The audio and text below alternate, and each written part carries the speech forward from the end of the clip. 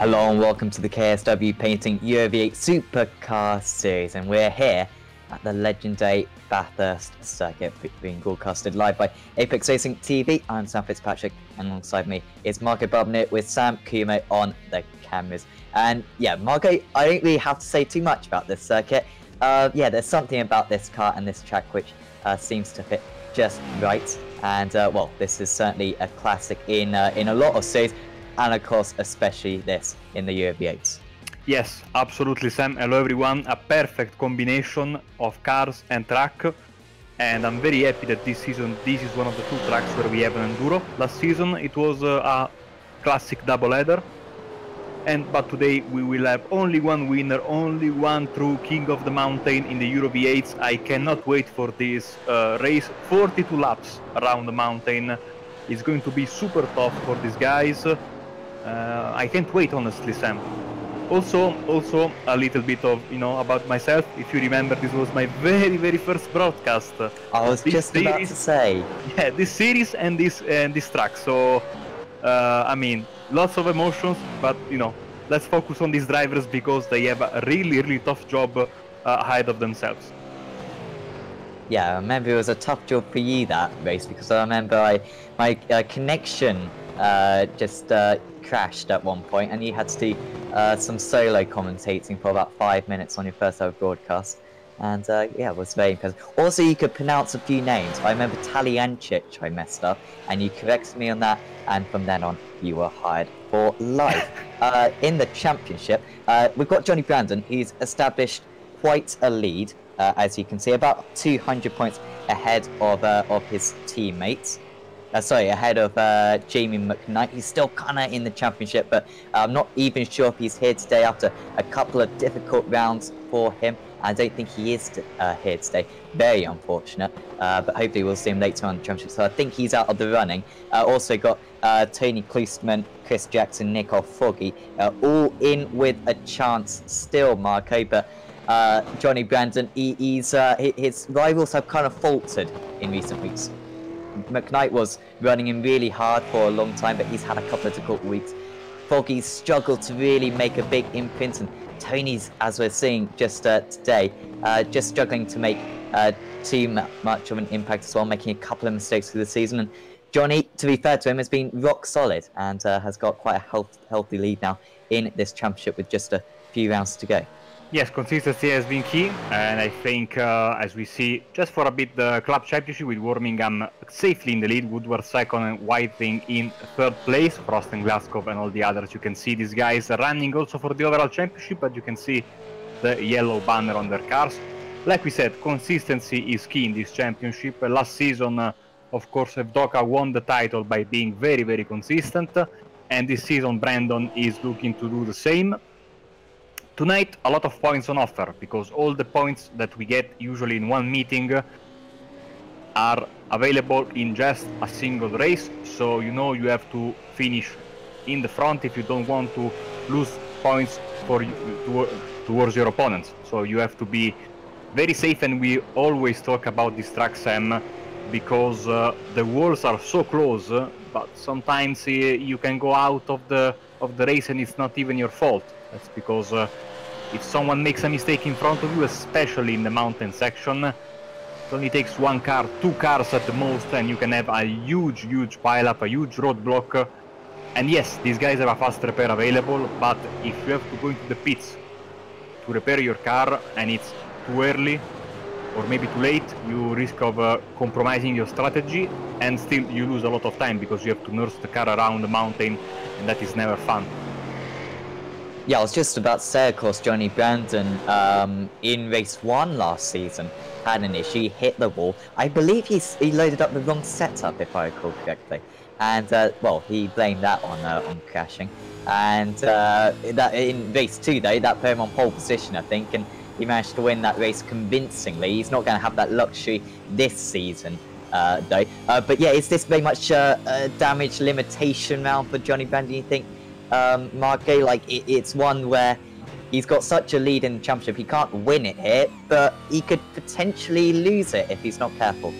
Yeah, I mean, he has the the good thing about this race, it's a very long race, so usually, like You know, it's normal. The longer the race, and it's easier for the fastest drivers to come out on top because there's more laps and more laps when you can do your your fast lap times consistently. So if I was Johnny, I would take it very easy at the beginning, and then see what happens from there. I mean, a podium position could be all he needs in order to just put one of the final few, you know, points in his bag, and then the final rounds of the season just you know, control the situation. But easier said than done, of course, and I'm sure he wants to win this race because, let's face it, it's a very special occasion for this series. Yeah, definitely. It's championship one thing, but it's a bit like the Indy 500 or the Monaco GP or the Le Mans 24 Hours of a series. And you'll certainly remember if you do win this round. Good to see Pete Harrod around today, Marco, and he's currently in 4th position, a driver that we've seen in GT cars in the BSR leagues, and well, incredibly impressive. He's 6/10 off the pole position. We see so often, you know, quality drivers, and also you got to include probably Johnny Brandon, Nico Foggy in there. These drivers can't just jump into this car and straight away be fighting for race wins. But Pete Harrod has done incredibly well. And, well, we'll wait to see what this lap time is as well. But incredibly competitive, considering I think this is his first round in this series. Yes, I mean, absolutely fantastic result for him if he can hold to this. I mean, we know the problem that is that usually when you are new to this car, you can, you know, it's tough to get good lap times, but then the problem is also that you have to be consistent, and especially on this track, quite easy to make a mistake. So we'll see what happens, but very nice to see Pete in P4 right now. Yeah, definitely, and of course we've also got the strategy element, I guess, in this race. We've had a word from Tony Koosman. Apparently it's a two-stopper, not really too much leniency. They can get to about lap 18 on fuel. Do you think anyone's going to try a one-stop? We don't have Taliancic around, Michael Taliancic around today, Marco, to try that fuel-saving strategy. He tends to like them quite a bit. Or Chris Jackson, who I think tried it at Laguna Seca. Anyone you think is going to go absolute maverick and try, or are we just going to see two stoppers for everyone? I'm expecting two stoppers, tires and fuel both stops. We'll see. I mean, it's a bit crazy to do a three-stopper, and if you want to do that, you're going to lose a lot of time. The pit lane is not very long, but you know, it comes in the position when you have two straights basically at the beginning and at the end of the pits. I think everybody will stick to the. I mean, they have a lot to do to keep the car on the track today, so I think they will just stick to a normal strategy for this race, as qualifying is almost over and we are seeing final lap times getting in for these drivers and some beautiful shots from Mount Panorama. It's almost time for this great race to begin, Sam, and I think the battle at the front seems so tasty. Klusterman and Foggy, 0.031 of a gap between the two, and we see Foggy doing a last-ditch effort. Maybe can get pole. Let's see. Final corner for him. I think he gave up on the time. Yes, so it will be a front row for Foggy, but not the pole position. Tony Klusterman starts in front. Yes, we are just waiting for the ticker to come down though. So then we're going to have to wait 1 minute 30, unfortunately, for this session to actually end, and then we'll be able to go do the grid. Of course, rolling start for this race as well. Just seen Jay McKnight is around. I don't know if I was just wrong earlier on, or whether he's heard me. We are slightly telepathic, me and him, and maybe jumped into this session, and he's done very well. He's 5th on the grid, so very good to see him around. And yeah, once again, a very good grid out there. Also, Dave Jansen. We'll just give a little bit of a shout out to Dave Jansen. A little bit of an old timer in this series, I think. I think he's been around pretty much from the start. Good to see him around today. And anyone further down the field that you think could perhaps strike a bit of a surprise, maybe will, you know, be advantageous in this endurance format today, Marco? And you know, I'm also always keeping an eye on the CR racing drivers, and I think both Soiree and Buzin are starting way back. Maybe they have problems in qualifying. You know, they are very consistent, rarely make mistakes, so maybe they will climb up the rankings during this once again very long race, 42 laps around here. It's a very long distance, so we'll see how these guys will behave in this race. Yeah, and also Brenton O'Brien, it's a penultimate position out there, did not set a qualifying time. Usually one of the best of the rest, should be in the top 10 certainly, but as we look at the grid now, he is not. Tony Kliesman though is, and he's he's in the top 1. So on pole position is Tony Kliesman, the Canadian. Like Marco said a few moments ago, 3/100ths clear of Nick Foggy, with his XVR teammate Johnny Brandon starting on the second row alongside Pete Harrod, 6/10 off pole position. What a great qualifying that is for Pete. Hopefully he'll be able to fight for the win. Jamie McKnight starts in 5th. He really needs to beat Johnny Brandon if he's going to keep his championship hopes alive. Richard Warmion, so often best of the rest. And, well, there he is in 6th place. Gary Croft, very strong 7th. Nikolai Bogatyv, strong 8th. Alex Mass in 9th. Anthony Woodward starts in 10th. Then it's Katie Rose Taranto. Peter Bingham, good to see him back. Sergei Glasgow. Adam McNally. Clyde Whiting. Sergei Verge Poyato. Mark, I'm sure, will correct me with that, but he's starting in 16th place. Good to see a new driver around as well. Dominic Soy starts in 17th. It's Michael Frost in 18th. And then behind that, drivers who didn't set a lap time with Brenton O'Brien, Samuel Buzan, Bill Switzer, and Dave Jansen rounding out this 22 car field. What can we expect in this start of the race, Marco? Tony Kliesman from the pole position. We so often see Tony superb in qualifying, but unable to necessarily back that up with race pace. But it's not easy to overtake in this race. It's not necessarily easy to overtake around this track either. I must say, personally, I think we might see potentially a little bit of a train behind Kliesman in these early stages, which would be great to see. You know, first corner is very close to the start of the race, even though we are having a rolling start, so we will be there at a slightly faster pace than usual. And you have the very long mountain straight with the Griffin bend right at the end, right hand that starts to climb up the hill. That is a passing opportunity, but it's very risky to do it on the first lap.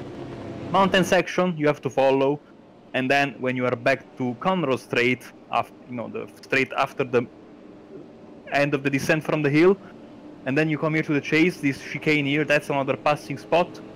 And maybe in the first lap we'll see some moves already down the chicane or into Murray's this final corner here, as the pace car is in the pit, so we are ready to start. Yep, Tony Kliesman controlling the field now, and he'll round the final corner, and we are racing here. 42 laps at Bathurst, and Tony Kliesman already gets a good start ahead of Nico Foggy. He is going to be close though, coming out of turn 1. Kliesman just needs to make sure he doesn't make a mistake here. And, he's a very experienced driver in this car, and he has not made a mistake yet. You can see the drivers just fighting through a little bit of side-by-side action just in the background. I think that's Brenton O'Brien gaining a couple of positions, but it's very clean at the moment. Can Foggy get anywhere near Kliesman? Kliesman covering any kind of warning from Foggy. And once we get into this mountain section, it is very difficult to overtake Kliesman. Pulling ahead in these early stages, Marco, and that was a very good start from him and a very clean start from everyone else.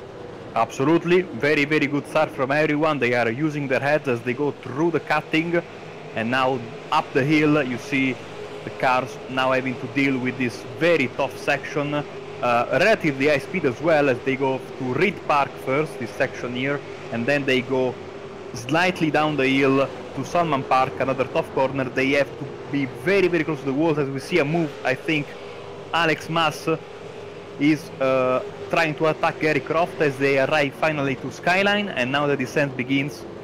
Drivers are split. Some say the climbing is the toughest part, some say that coming down the hill is the toughest part. I think going up the hill is much more difficult. In the S's right now, then down the dipper, this very tricky corner, and now here Forest Elbow, left-hander, and back to Conrad Straight, now they can just take a breather, even though it's very tough to do that Sam right now because they are either trying to pass someone or defending from someone, so it's very difficult to take a breather right now as we see Croft being overtaken once again by Mas, side by side, very tough corner here. Hardest braking zone of the circuit and they are both in the grass. So, you know... Yeah, and is that going to be a slowdown for Gaycroft? If it is, it's going to cost him a massive amount of time as Anthony Woodward goes to the outside.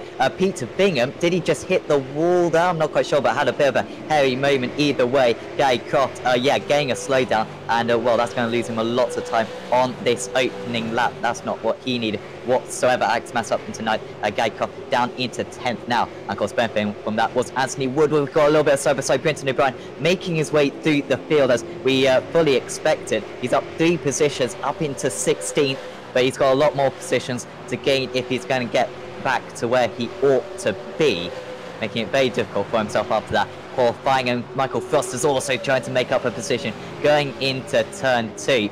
And well, if you don't get the move done here, then you have to stay behind for a half a lap. And Frost is into the wall, and that's corner damage as well, Marco. And that was just a bit too ambitious on his rival.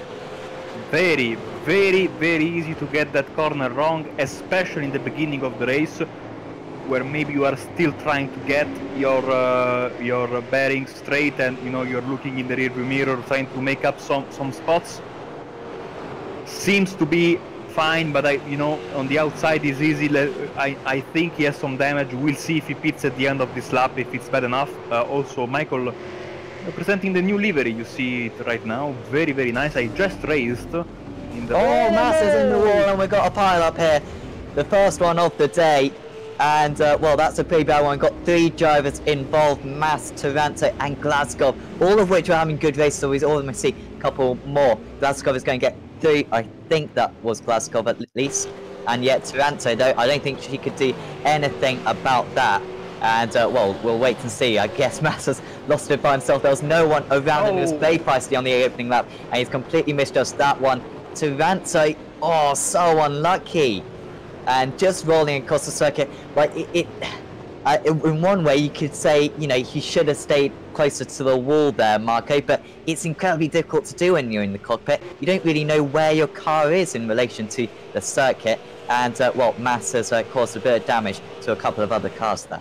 You know, the golden rule is, oh, by the way, look at that battle for the lead. The golden rule is, as soon as you crash, lock the brakes, especially you learn this the hard way on the ovals.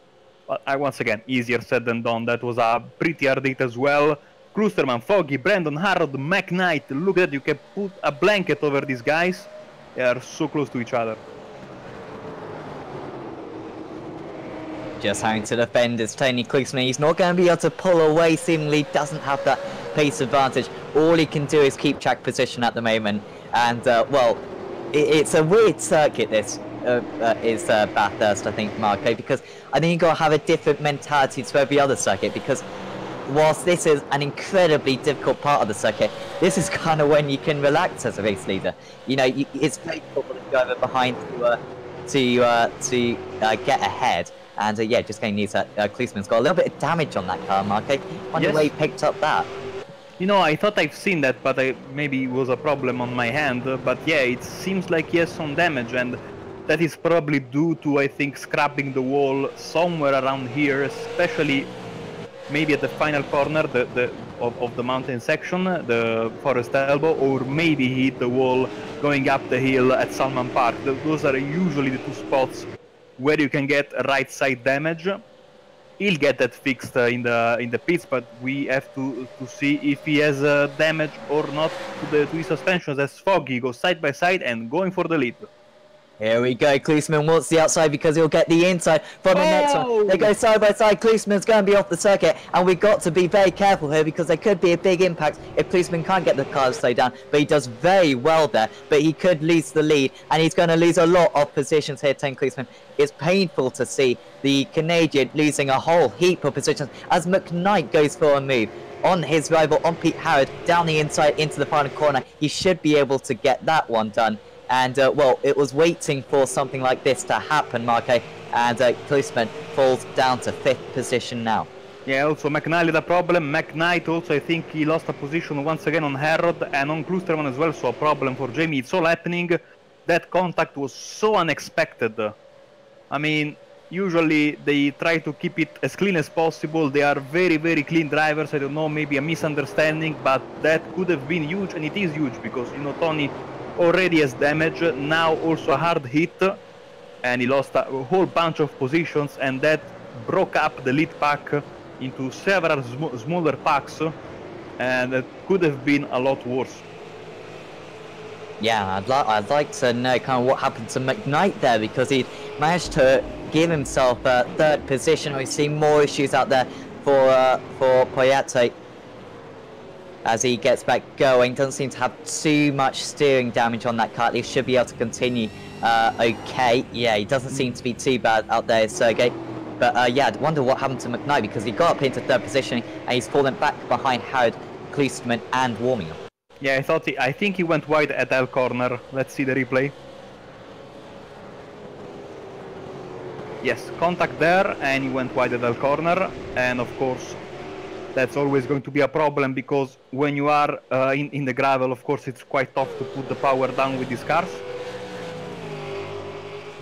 And he lost the positions there, and he will try to get them back. So Foggy, Brandon, Harrod, Klusterman, Warmingham and McKnight is the top 6 as we are watching Jay McKnight trying to make those positions back, and now he's pointing towards Warmingham as he tries to make a position here at the chase. Oh, a little bit too aggressive there. Is he able to hold it? Yes, and he completes the pass. Very risky move, very brave move, and they make it work. I'll throw stylish into the adjectives to describe that. Yeah, he'll like a photo of that, I imagine, Jay McKnight. After being pretty angry, he wasn't going to hold back on that one. And yeah, he's made up that position up into the top 5 now, and that's very good to see. Just seeing Michael Frost picking up a off track, and well, that's wide. Oh, I think. And well, he's got a bit of damage on that car already, isn't he? Into the pits. I think he may have made contact. Yeah, he made contact with Glaskov, I think, because Glaskov is going to the pits as well. But he was all alone, so maybe he lost the car. Let's see, he was going very slow. Oh, what's going on there? That was very weird, because Frost was going extremely slow. No, he was clearly there, and I don't know how Glaskov ran into him like he wasn't there. Very, very odd crash. I mean, lap 5 of 42, Sam, it's all happening. We are seeing some crazy stuff. Also, Bogatyrev is in the pits. Wow. Yeah, it's all coming to life now. To be fair, it was never dead. It's absolutely exciting start to this race, and plenty of incidents already. We don't want to see too many incidents. We want to have some drivers continuing in the second half of this race, but so far we've seen a few casualties because they do get a faster pair in this race, and I'm sure a few drivers already used it, but 2 drivers who haven't, of course, are the 2 XVR boys, Nicole Foggy and Johnny Branson, leading the way currently. Foggy 8/10 clear. Pete Howard keeping close to them, and Tony Klusterman, credit to him, he's not too far behind, a further 2 seconds behind. You can just see him going over the crest in the background, and behind that 2 seconds back to Jamie McKnight, who just had a bit of a poor lap time. That may have been where he went off the circuit. And then behind that is Richard Warren with Anthony Woodward in 7th position. So far, a very clean race for him, but already we're seeing quite a bit of field spread out there, Marco, between Nicole Foggy and Samuel Buzan in 16th position, 45 seconds, and you get those spreads at Bathurst. It's such a difficult circuit, and I think, yeah, to really keep up with the top guys in terms of lap times, it's very difficult to do. You get quite a bit of time disparity. Yes, absolutely, because, you know, the fast guys are able to really, really shape those walls, get as close as possible without touching them, and they go full throttle basically. They are fully committed, and that's what gets them to be so fast around this track. Whilst, and I put myself in this category, did a GT3 race earlier this morning here. I'm very, very cautious around here, and I know everybody is thinking, especially the guys in the back, you know, let's take it easy and gain some positions, because the faster guys are still faster than me, even if I take some risks. and if I take some risks, I risk destroying the car. So maybe they are using, get as many positions as possible while waiting for other people to have problems, and that is not a bad mentality around here. Yes, certainly. And do you think maybe Pete Howard could be using that policy right now? He's an experienced driver, but I've got a feeling though he's got to go for it at the same time. He's got those XPR drivers still in sight. Cannot afford to let them get away because, well, we saw earlier on this season at Spa, Foggy and Brandon very competitive over these enduro events. Pete Howard's got to pretty much drive at 95% just to keep up. This is going to be a really tough race if he was going to challenge for that race win. Harold is not in the championship run, so I think he can go and try to win the race. He can take a little bit more risk than his opponents. Of course, it's tough to go ahead against the, quickest drivers of the series, Foggy, Brandon, and also behind him he has Klusterman and McKnight warming him, very, very quick drivers.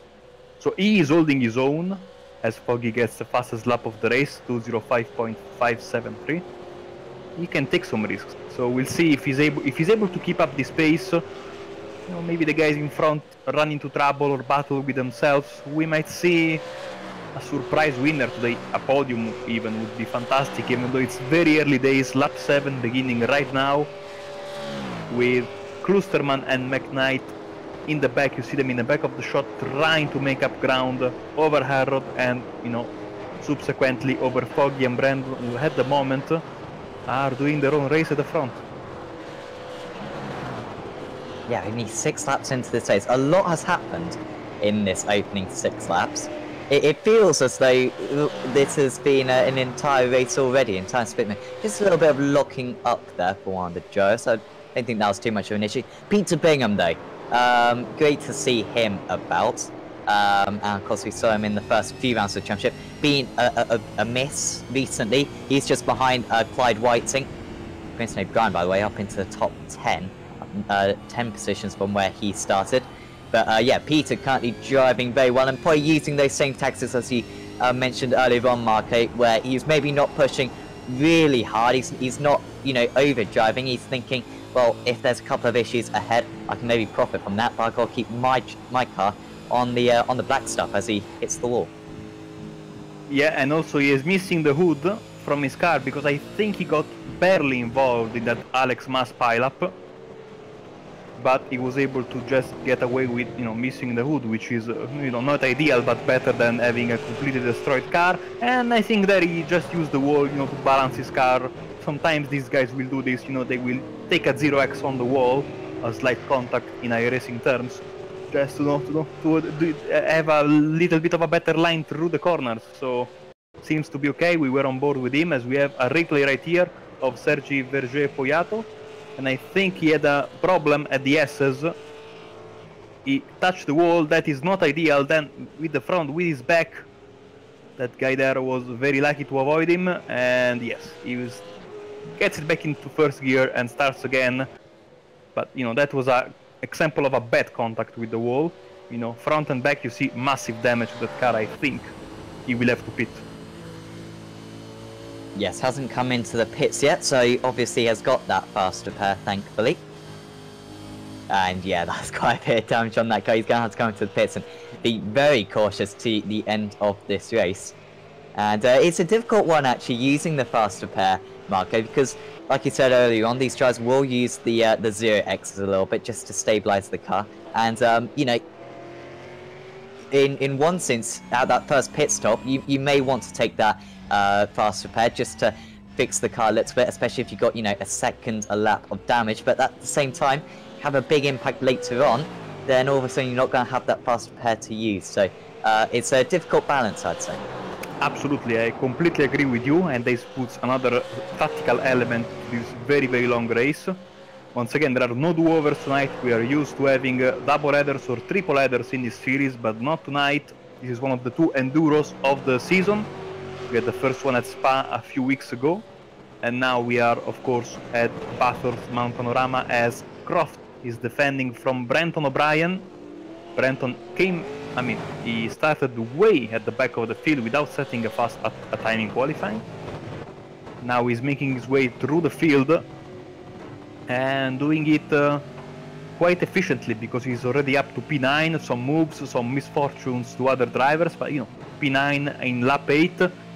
It's a very good slowdown. He has a very good run coming out of Forest Elbow, and he's side by side with Gary Croft, and I think he will very easily make the move.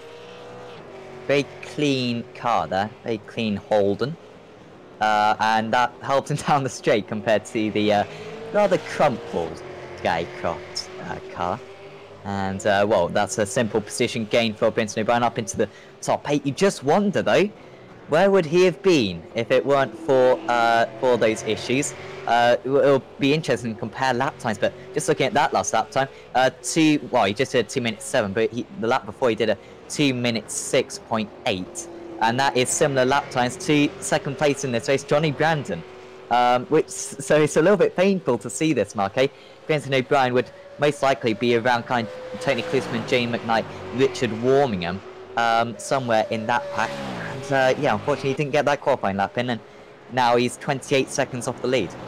You know, we'll see. Maybe it will give us, you know, some more overtakes, which are always nice around here.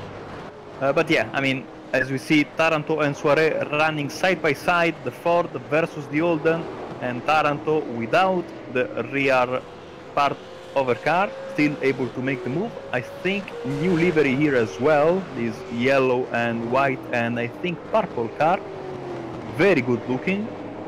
And I think after the pit stop we'll have also the missing parts of the car back, so we can also admire the rear end of this new livery. Very clean move. Sorry, I was just going to say, I forgot to install the paint pack. So I'm very disappointed. I can't actually see this new livery. To be fair, I like the old livery, but I'm saying at least, so it's not too bad. But yeah, Katie. Yeah, of course, wearing the KSW Painting livery. Very proud sponsors of this series. Certainly do check them out. And yeah, so Katie currently on someone on a mission currently. 2 minute 8.1 on that last lap. That is faster than the 3 drivers ahead of her, and could well be on for a top 10 still in this race, despite being involved in that pile-up earlier on. Yeah, my apologies. Of course, I installed the paint pack and forgot to. So yeah, it's the basic sponsor KSW livery. So apologies for that, and let's carry on. I say.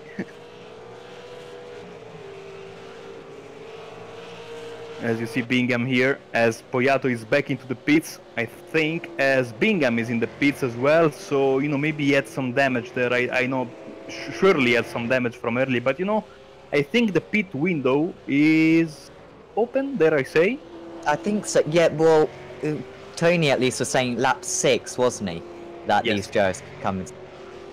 So, yeah, they can certainly come into the pits now, but of course we'll have to take more fuel later on. I say that you've got to take the same amount of fuel anyway, so yeah, basically same amount of fuel still having to take, but probably using his fastest repair up now, and so he's not going to have it for the next 32 laps. Would just like to say thanks to everyone who's liked this video.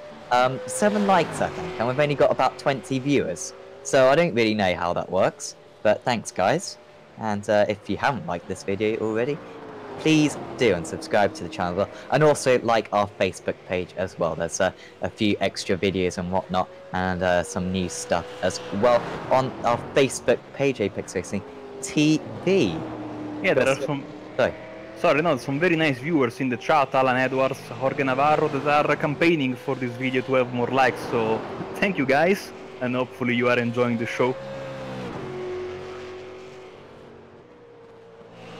Bill Switzer now up an extra position. Another driver. He's got a surprisingly clean livery out there. Unfortunately, though, not got the best lap times out there. 2 minute 10s. He's about 4 seconds a lap off the pace of the leaders. But, well, I think, Mark, as long as he keeps it clean like this, and you can see he's leaving a little bit of margin for error. I don't think I'm, overestimating when maybe he could get a top 10 out of this if he just keeps his car as clean as this, because as others pick up damage, they're going to get a whole lot slower, and he might be able to catch them up. Yes, absolutely, and especially if the guys in front start running into problems. And speaking of that, an extremely long pit stop for Bingham. I don't know what happened there, but I think almost 2 minutes spent in the pit lane, even with a faster pair. So something must be wrong here. He's coming out of the pits right now. Maybe not using the faster pair. No, he used it. I saw the front of the car come back of the hood. No, but maybe he took the repairs rather than taking the fast repairs. I don't know why he did. I mean, we were showing him on camera for a brief second when he came into the pit stall, and immediately the car got repaired. Okay, so fair enough, yeah. I don't know what happened there, but Peter now is very down the order, P18, and a mountain to climb, no pun intended, if he wants to go back where he was before.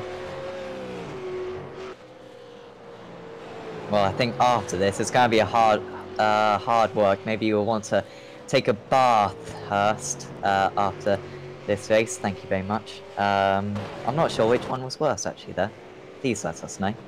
And, yeah, he's over a lap behind the leaders now. He's 1.25 laps off. That's Brenton O'Brien just behind him. He's running in 8th place, so that's how far behind Peter is. And, yeah, he's going to have a long way to go here. Hello also to Chris Jackson and Lane O'Connor, saying hello in the chat. So a lot of activity today, a lot of discussions. O'Brien as Foggy once again 205.499, fastest lap of the race. Brandon had a little bit of a problem, 207.0. I saw him his position number flash briefly in red, so he must have had a problem. And also you see quite clearly that Arrod and Klusterman are closing the gap. So I think a mistake somewhere towards the end of the lap for Johnny. Yeah, it's rare to see. Well, it seems like so far Johnny Brandon's just been outclassed by his teammate, which is something we don't say too often. To be fair, Nicole Foggy, winner of the World GT Championship, but Johnny has tended to have the advantage over him in this series. But of course, as Nicole becomes more experienced with this car, maybe the tides have turned. Of course, that's going to be important for the championship. But I think this goes back to what we were talking about earlier on, Marco, with this is a race where Johnny Brandon can't win the championship, but he could potentially lose it. And this is not the situation you want to be in, with Pete Howard, not a championship contender, Tony Klusterman, a driver who's not going to hold back one bit, and Jamie McKnight also there to pick up the pieces as well. He's a very quick driver and always seems to get the most out of these situations. This is a dangerous position for Johnny to be in, and the way that he's going to race these guys is going to be very interesting and going to be very revealing to his mindset in this race. Absolutely. I think, I mean, if he sees a guy behind him and this guy is too aggressive, I think Johnny should let them go. But like we said many times, it's easier to say it when we are sitting on a chair commentating on the race. Foggy is absolutely running away right now with the lead, and you see Tony Klusterman is the first of the big names to go into the pits. So, the strategy, of course, you can pit early, you can pit late, 2 stops regardless. It's just, I think, a question if you want to have the fresher tires at the end. Maybe if you take this first stop as late as possible, or if you want, to shift the pit stop time a bit, if you want to have fresher tires or maybe in the middle part of the race, because you have to take a shorter stint. It's I think 17 laps at the most, so 42 laps total. We'll see Tony Klusterman coming out of the pits in a bit. We'll see where he comes out, and his lap times will be interesting as well, as we see some smoke here at the cutting. Very tricky corner, hard braking, left-hander going up the hill, and it's never an easy corner, and it's the first very tough corner of this section here. Look at how close McKnight goes to the wall, and he's been there a couple of times, I think, judging by his right side of the car. Yeah, he's not leaving any time on the table. To be fair, on that last lap, he was half a second faster than Johnny Brandon. In fact, he was the fastest driver of anyone on that last lap. Absolutely flying along. Tony Klusman came out, by the way, 15 seconds behind Quintino, but only just ahead of Clyde Whiting. So this is interesting now, Marco. And, well, just before we get the moment of truth, if you were Brandon or Howard in this situation, would you try to cover off Tony? Because, well, he's not bad over one lap. I think so. I think, especially if you want to, you know, to run around that if you're marking him, you know, man marking, like they say in soccer, maybe that's something you could do. We'll see, of course. Once again, if the later they pit, I think, and you know, getting strategies wrong is our specialty. The later you pit, the you know, the fresher tires you will have towards the end of the race, because you're going to have to take the pit, you know, in the final, let's say, 5, 6 laps, 7 laps, and that can make a huge difference, because, you know, when on these cars, when the tires get very worn, you know, it's not a matter of, you know, a simple track where you can maybe get away with it. I mean, if you don't have good traction in the mountain section, you are going to lose a lot of time and potentially hit the barriers. So we'll see. I don't think that they are pitting right now. They are not, because Tony is in at the final corner and the guys have already started lap 14. So they are staying put for now. And we'll see, starting from this lap, the new, you know, the lap times that Klusterman will post from now on will be very, very interesting.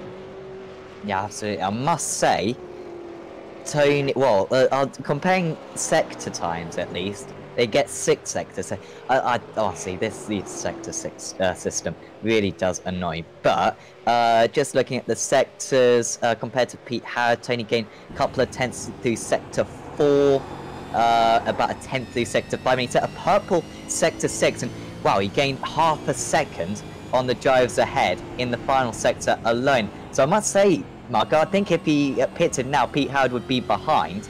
And if Johnny Brandon doesn't come on this lap, I think Tony Klusman is going to be able to undercut into second position. It's looking very strong right now for Tony Klusman. We know these drivers are all going to take, of course, fuel and tyres. And I guess another question is, how much fuel do you take at this second pit stop? Do you know, fuel it up, go 17 laps or whatever, or do you take a little bit less fuel? All these questions will have to be answered by the drivers. And whilst they might have a pre-race plan, you've got to be adaptable, you've got to be pragmatic and adjust to the situation. Johnny Brandon has continued for another lap, so too has Pete Howard. Jamie McKnight, though, hasn't. He's into the pits, and, well, he's probably seeing maybe the undercut opportunity as well, Marco. Yes, in the pits right now is McKnight. You know, Brandon and Harold are going on. Here is McKnight. See on the bottom left of your screen the pit lane time and the pit stop time that will come up as soon as he exits his pit stall. Wormingham is, of course, now in P4. Woodward coming onto the start-finish line, so he's going to lose all this position. One key thing, and that was very important for Tony, he was able to come out in front of the guys that were following him, so he had clean track, didn't have to follow anyone through the mountain, didn't have to make any move.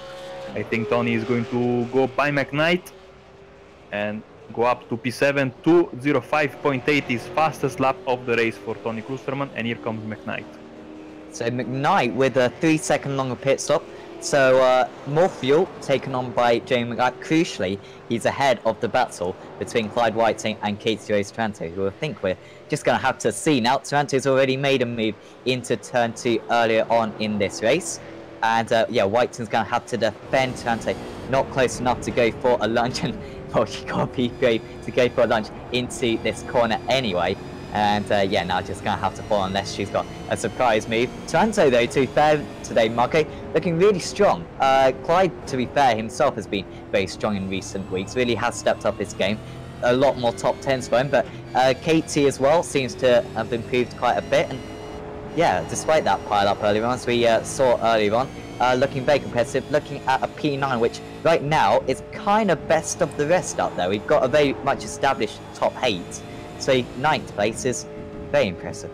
Yeah, very good, especially because I think both Whiting and Taranto are extremely consistent drivers. And maybe in the shorter races, as Frost was in the pits from P19, maybe in the shorter races they suffer a bit from slower pace, but now, you know, when you are driving in this very long race, you can profit from your consistency, and this could be a very tasty battle, because I think Taranto has a better exit from Forest Elbow, and he might go for a move into the chase, as Woodward also is in the pits.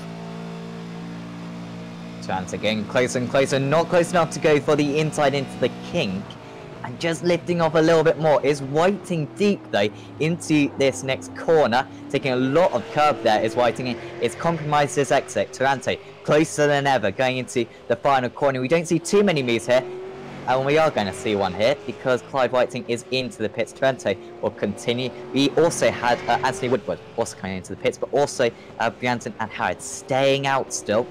They have not pitted.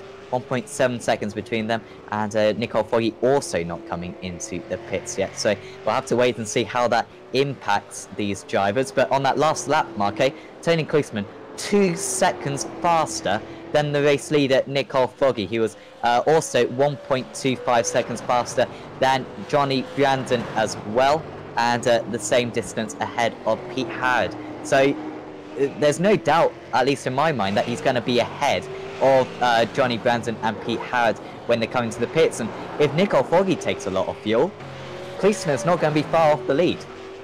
Yes, I mean, he is absolutely flying right now, but now he's going to, I think, run in some traffic. I think a teammate that lets him by. I think it was Bingham there. And round, sorry. Oh, yeah. Yeah, Bingham out there in the grass. I think he also hit the barrier, so this might be game over for him. Let's see. McNice just hit the barrier as well, I think. We are at the Skyline, and you know, this is one of the few places on the mountain section that has a runoff area, but that, of course, wasn't enough, especially when you hit, I think, I clipped the inside wall because he has front left damage.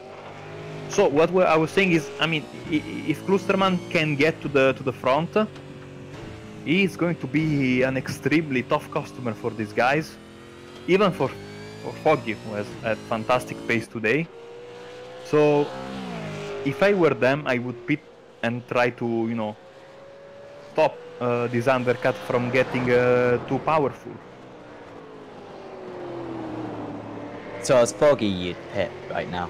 All the guys, Foggy, Brandon, Harrod, yeah, because, yeah. You know, I mean, I think you're right. It's a given that he's going to finish,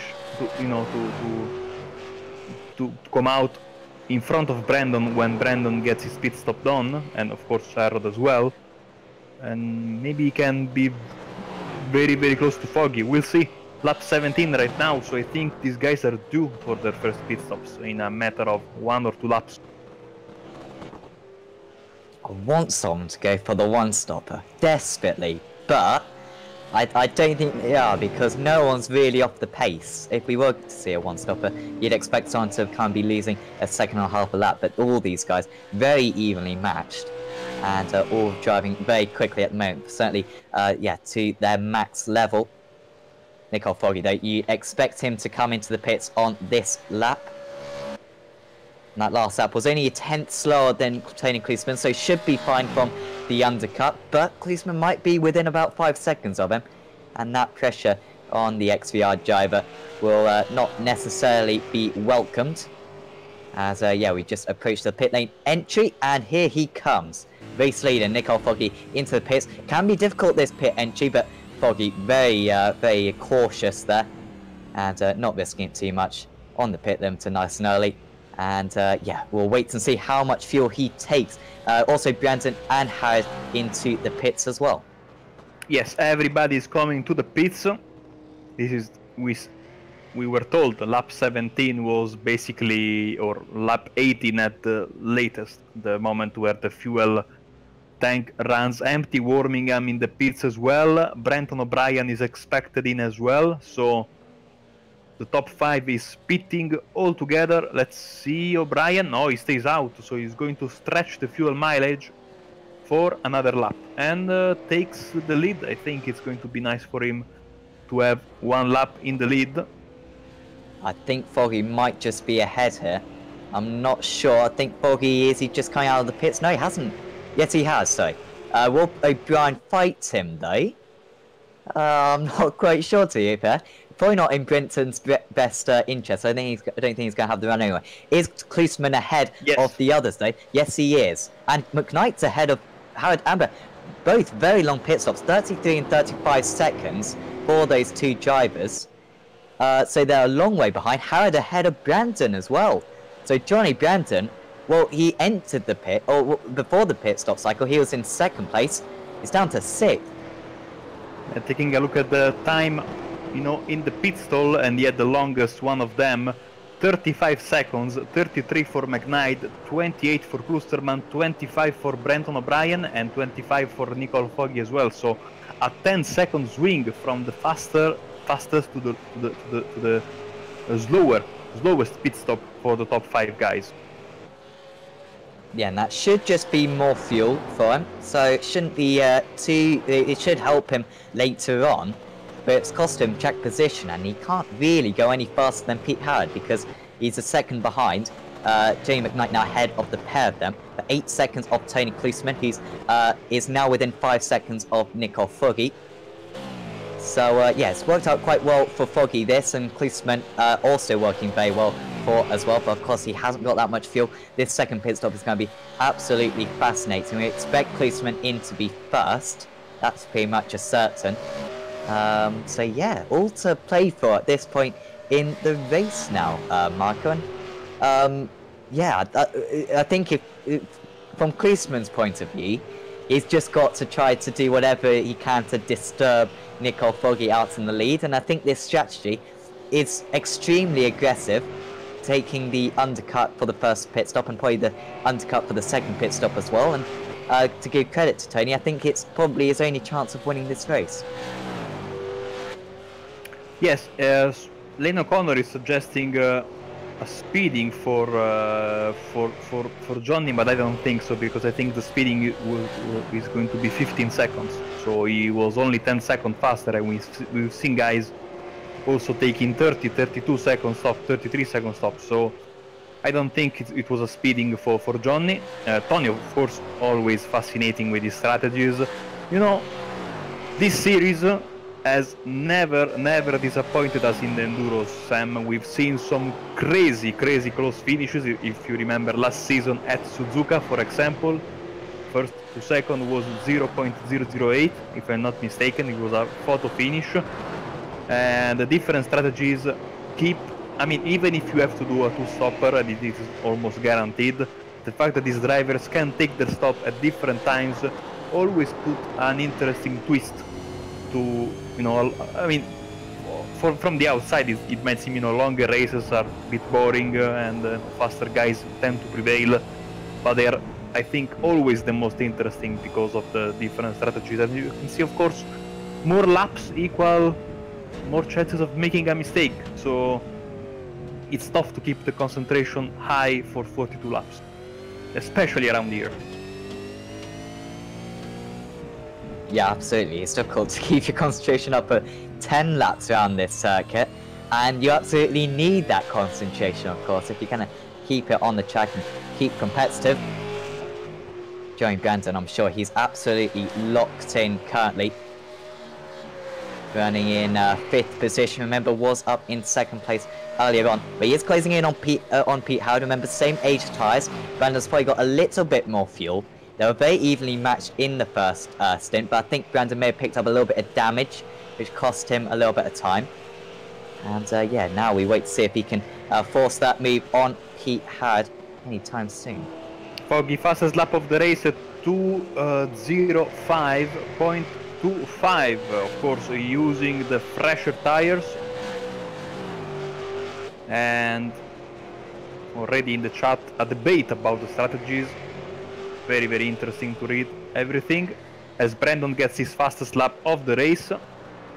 And I think Sam is trying to line up a move on Pete Harrod. He wants to get back to the front of the field and maybe gain those positions back. Yeah, and an interesting contrast here, as I've mentioned a couple of times, Johnny Brandon, championship leader, by quite a heavy margin as well. And Pete Harrod, a driver who I think this might be his first race of the season. Quite a contrast, and that's going to be a contrast in attitudes as well, and this is a real test for Johnny Brandon. He, remember, has had a couple of issues so far this season. Of course, had the pedal issue at Bellar, which gave up the championship lead after round 3. Also had issues at Phillip Island, a video on our Facebook channel, Facebook page, sorry, about that race, which you can kind of see some of Johnny's issues, having 2 spins, an off track, and a speeding penalty, I think. So he's had difficult races, and he doesn't want another one. And of course, these drivers do get a drop round, and if he had a terrible result here, then his drop round would be very poor potentially. Have a couple of very poor rounds on his chart, and so Johnny really cannot afford a crash hit. And Pete Harrod still staying quite handsomely ahead of him at the moment. Would just also like to say, Tony Klusman got fantastic pace out there still. Considering that he's on 5 lap older tyres, to only be on that last lap 1/10 slower than the race leader Nicole Foggy is absolutely flying out there, Mike. And I question, where was this pace for Tony in those opening 3 laps, 3-4 laps, when he was under so much pressure from Nicole Foggy, which caused the mistake from Tony going into this next corner. If he had this much pace in those opening few laps and held on to that lead quite comfortably, you'd think where this race would be, but instead he let himself get under that much pressure, or Nicole Foggy managed to apply that much pressure. Tony made the mistake, and now this is going to be a very difficult race for him to win. I think that damage, even though it looks very, very small, it was also a damage that had to affect some part of his steering. And I think also this is why he elected to pit as soon as he could. But apart from that, it's good that you talked about that contact there, because that was very, very weird. Like Tony and Nicole didn't know that each other was there at that moment. And once again, they are both very lucky, because that could have ended really badly for both of them. And also the other guys that were, if you remember, the front 5 were all in a big pack there at that moment. So it was a very, very strange crash. Luckily, we still have all the top protagonists still in this race. Klusterman will try to do everything he can in order to win this race. His pace is fantastic. That damage was really hampering him in his pace. As we see Brandon and Harrod once again going at it with a lapper in between as they go through Mountain Straight. Of course, this is Conrad Straight. Apology, side by side. Oh, around the outside goes Harrod. Is he going to be able to stay ahead? I don't think he is. Johnny Brandon has got the position, and that's a very nice move there from Johnny Brandon, and a very pivotal move. It could have ended very poorly there for Johnny Brandon. It was a risky overtake on, like I said, a driver who's got nothing to lose, but he's made that overtake, and he's up into the top 4. You might see another overtake here. Anthony Woodward and Brenton O'Brien there battle over 7th and 8th positions, and O'Brien's going to try this outside move rather than the inside, but the result doesn't change. He's got it done, and Brenton O'Brien, well, he's on the comeback drive. He's up into 7th place. 13 seconds up the road is Richard Warmium. That'll be as far up as he'll be able to get. It's still a very good recovery. I still question where he would be. Certainly be fighting with those top 5 at this stage of the race if he didn't have that issue in qualifying. But either way, he's giving himself a chance of a top 6 potentially. But yeah, of course, going back to that overtake from Johnny Brandon, Marco, that was extremely impressive and absolutely crucial for this race, because on his strategy, he had to make that move, otherwise his strategy wasn't going to work out if he carried on getting stuck behind Pete Harrod. Yes, it was a very, very brave move and full cooperation from Pete as we get a replay here. See from the onboard of Johnny moving on the inside, and you can see basically you have to keep your foot down through this corner. Look at how close they were, and also Sam, you know, this chicane here, it's extremely tough. You can see it seems very easy on paper, but it gets an elevation change through the middle, and it tends to push you towards the right side and consequently into the grass. So it's extremely tough to get your car stopped there, especially these cars here. So that was a fantastic move from Johnny, and very well deserved the P4. And I'm sure he's aiming for more than this McKnight next on his chase.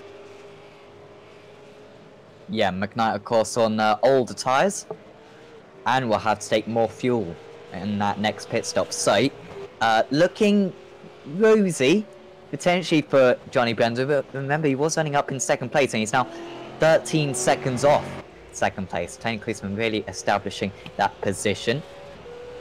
And yeah, today, Johnny Brandon, well, we'll see what this lap is from Brandon. Kind of his first representation, and 2 minute 5.9, it's better from him, but it's still 4/10 off the two race leaders. Just not seemingly his day today, Marco.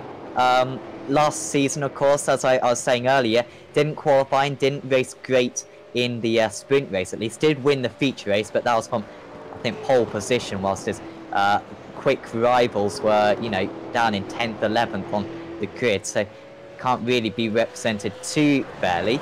But I don't know, I could be completely wrong, but I think this one is just maybe not one of Johnny's favourite circuits and most competitive circuits.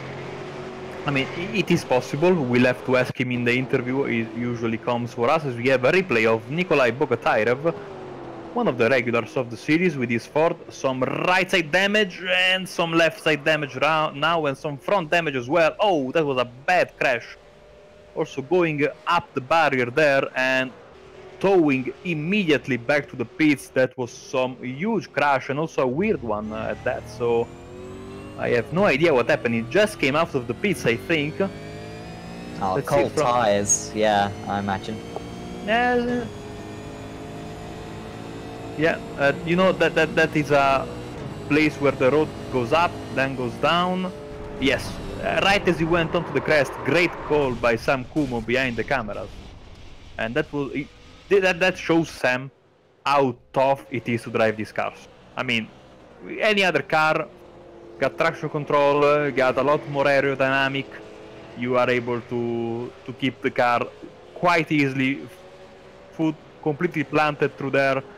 No thought about it. But with this car, even that's a straight is a tough part of the track. Yeah, and I imagine it's one of them. Oh, Peter Bingham is off the circuit as well, and well, he seems to be out of this race and got quite a bit of damage on that car. Though, well, I'm not sure what's happened to Peter here. Has he crashed it as well, or has he just pulled along the side? No, he has hit the wall once again, and well, that may have just been the straw that broke the camel's back. After running so well earlier on, he's had a few issues, and yeah, I imagine with that damage, he did not feel like continuing in the race. Yeah, he lost the hood before the crash we just saw. Once again, I might add, because it's the second time he loses the hood of his car, and now I think on Mountain Straight he felt the car was not good enough, and he pulled onto the side, and I think that is the end of his race.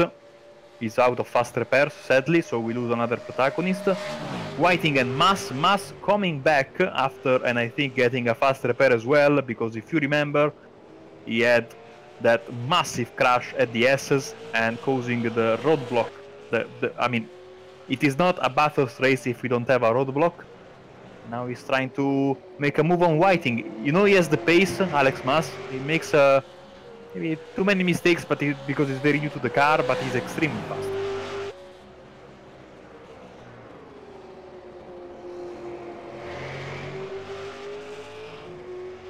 Yeah, he certainly has. He burst on the scene at Phillip Island, and perhaps just has been maybe not quite as competitive as we expected in the last few rounds, but today he certainly got the pace, as you say, Marco.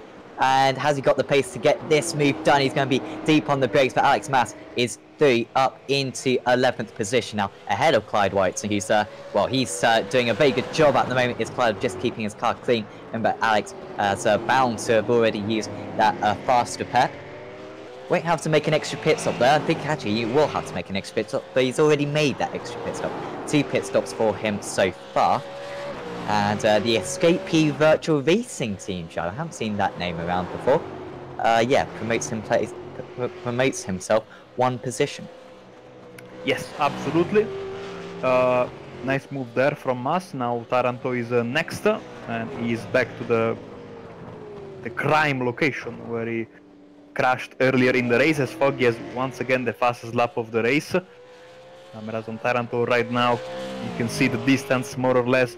She is on Conrad Straight, coming into the kink and then the chase, as Croft is in the pits from P9.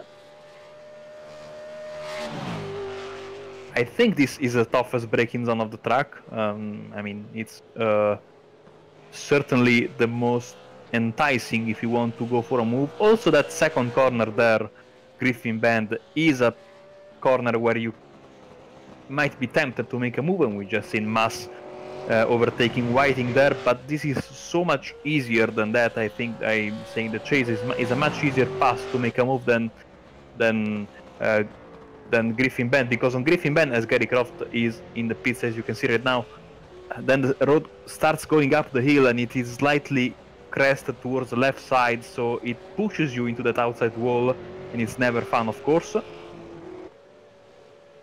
Once again, cameras on Mas now in the top 10, and calls on the chat for him to be a bright star for the future, and I absolutely agree. If he can, work out some wrinkles with, and get more experience with the car, he can be a superstar in this series. Yeah, I think so. I think that first podium could come by the end of the season. I think he'd be certainly a dark horse for the super sprints at Brands Hatch later on in the season. So certainly do watch him out. Watch out for him. So we've got 2 more rounds, haven't we, after this? If I'm correct. Yes, absolutely, yes. We do. Where are we in 2 weeks? Okay, in 2 weeks we are going to have a normal race. It's going to be a regular sprint and feature race at Sebring International. And of course, in 1 month time, the season finale, the traditional triple header to close the season, like you said, at Brands Hatch Indy, and that is going to be chaotic as well.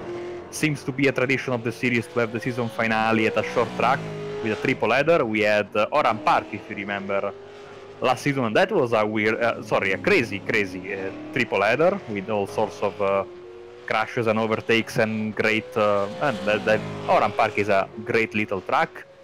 And Brands Hatch Indy, one of my favorite tracks in all of racing, so it's going to be a spectacle, I think. 24 laps per each race there, so very quick races.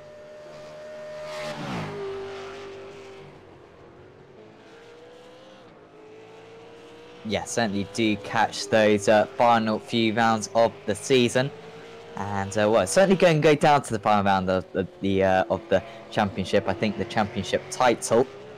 Who's it going to go to? Certainly Nico Foggy giving himself a chance out there right now.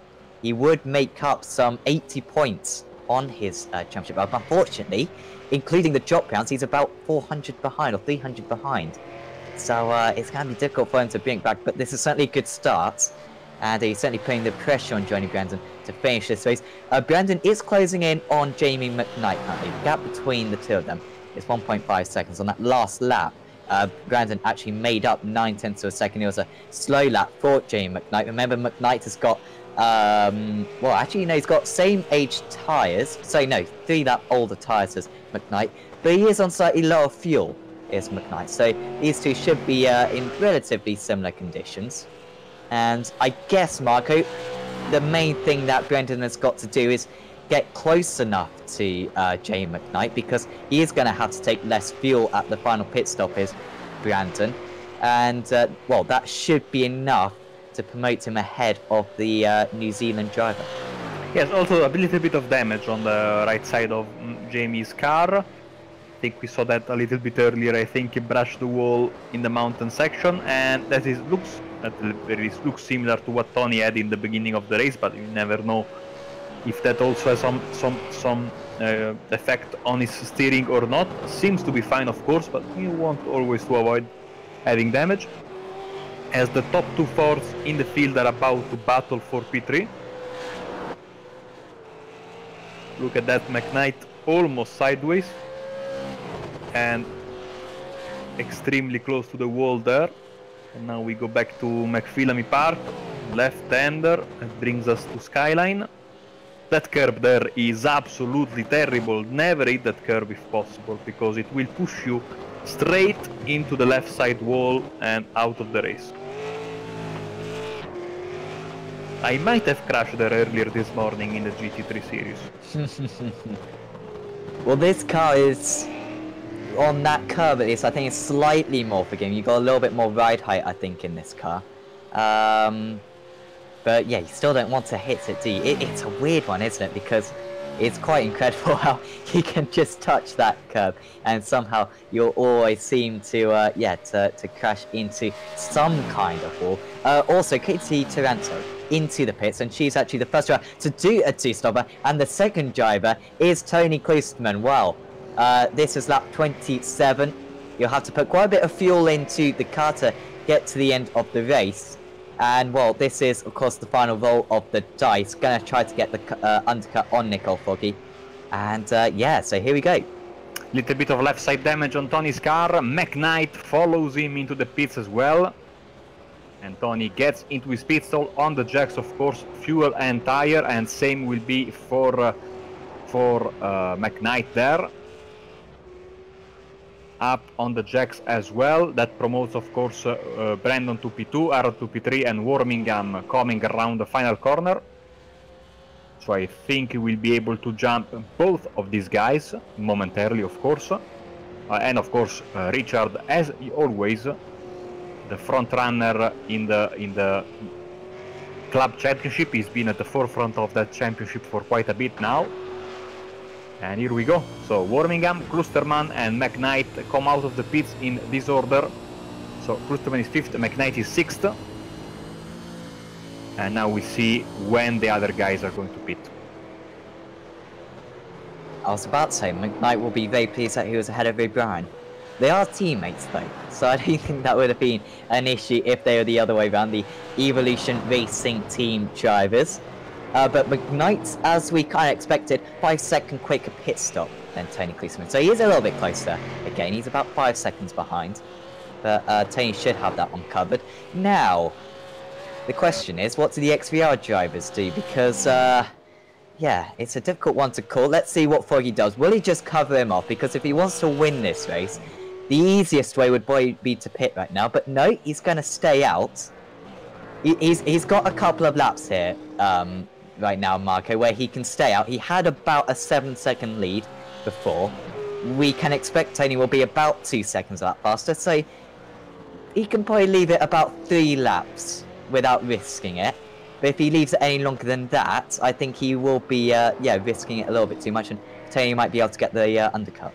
And that is very, very interesting. We'll see. I think Foggy has an eye on the timing screen and comparing his lap times to the ones of Tony. I'm sure he's going to pit at the right moment. He's just making sure to have somewhat fresh tires for the end of the race. Doesn't want to pit too early. Also, Brandon, I think, is coming to the pits more or less in a few laps time. I'm expecting him as well, and also Harrod. Wormingham, of course, has to pit as well. Not a long to go. It's 14 laps. Well, still quite a bit to go. But you know, another thing about the enduros in this series, they always fly so fast. They are so engaging, so entertaining. Spa went by in an instant a few months ago, and this one as well. We are past halfway by a handful of laps. All to play for between these past guys. They've been battling all season long for the championship, for every single race, and once again today putting on a fantastic show for us and for the spectators. You see Johnny Brandon, championship leader, going down the S's now on the dipper, which, you know, clearly understand why it is called that way, because the road goes down suddenly, and then Forest Elbow, hard braking zone, going down the hill, and now full power once again through Conrad Straight. You look left and right and enjoy the very, very pleasant countryside near Mount Panorama. You see even the straights are undulated around here, and there's never, I think the only flat part of the track is the start-finish line. Yeah, certainly. Yeah, as a tourist or someone, yeah, it must be absolutely terrible. As a racing driver, I guess you kind of get used to it. But yeah, it's a pretty insane circuit. This and just Nico Foggy. Well, I did say if he left it kind of more than 3 laps, he'd be under pressure. He's put in a very good lap time though on that last one. He did a 2-minute 5.6. And with Tony Klusman getting stuck behind a little bit of traffic potentially, Richard Warmingham just ahead of him. Of course, there is a little bit of team, camaraderie here. And I imagine Warmingham would be quite happy just to hold up Tony for a few corners at least. Tony, well, he's not going to get the run into turn 1, and this is costing him a little bit of time right now, Marco, and you can see the difficulty with the back marker as well. Is he going to be able to get the better run here, Tony? No, he's not, although he might be close enough for a move into turn 2. And this is not what he needed whatsoever. On that last lap, he was actually half a second slower than Nico Foggy, and these half chances at winning the race might be coming to an end. Tony Klusman, will he be able to go for a move into turn 2? Down the inside he goes. The never quit racing driver is never going to quit in this race, and he has made that move, but crucial seconds lost there, Marco, and any chance he had of the undercut seemed to have maybe not ended, but taken a severe hit. Yes, that was not needed, of course, for Tony. Well, of course, Richard has every right to be there since they are fighting for positions. It doesn't hurt that he's also helping his teammate a bit by defending his position like he has every right to do. And now Tony compromised his previous lap, and he of course going to compromise this one as well, as Foggy goes into the pits with perfect timing, I'd say. Yeah, he's well, he could probably have a cup of tea at this one. He's going to be quite a bit ahead. I think he's going to have at least 5 seconds. So as long as it's not a pit stop above kind of, well, Klusman had a 28-second pit stop.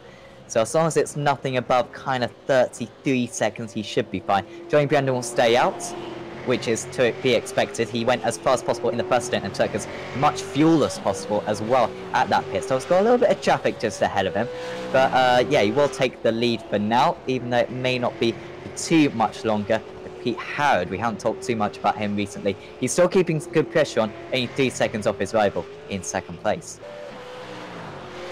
In the race chat, Nikolai Bokatairev sounding a bit dejected, of course. He said he had some very, very good practice, and of course then in the race, as Warmingham goes into the pits, he had a lot of problems hitting the wall left and right after keeping his car clean in practice. Sadly, Nikolai, that's I feel for you. Foggy comes out of the pits in 3rd position. You can see comfortably ahead of Tony Klusterman. And of course now Cole is just waiting for Brandon and Harrod to pit. And we'll have the lead of the race back, and seemingly also the race in his pocket, even though, like we said many times, you can never be too sure around here, because you might not have an opponent right behind you, but you have opponents all around you, namely the walls all around the mountain section. They are extremely close, like we said many times, and now Brandon having to deal with traffic. So my pre-race prediction of the ESEA drivers coming back from the back of the pack has not proved to be correct, because they are 14th and 16 with 16 car running. So not a good day for the ESEA racing team, but just always nice to have Dominique and Sam in the race with their beautiful livery. As Johnny goes by. Chicane once again, here the chase, riding those curves. Whiting in the pits, Croft personal best. And Johnny stays out for another lap, why not? Well, a reason why not might be because if he pits now, he might get ahead of Jamie McKnight. It's difficult to say, very difficult to say. Richard Warren, by the way, came into the pits. I'm not sure if he mentioned that, but he did come into the pits, which means that Jamie McKnight doesn't have too much traffic. But yeah, if Johnny pits now, well, I don't know. I can't quite. He's 35 seconds ahead of Jamie McKnight currently.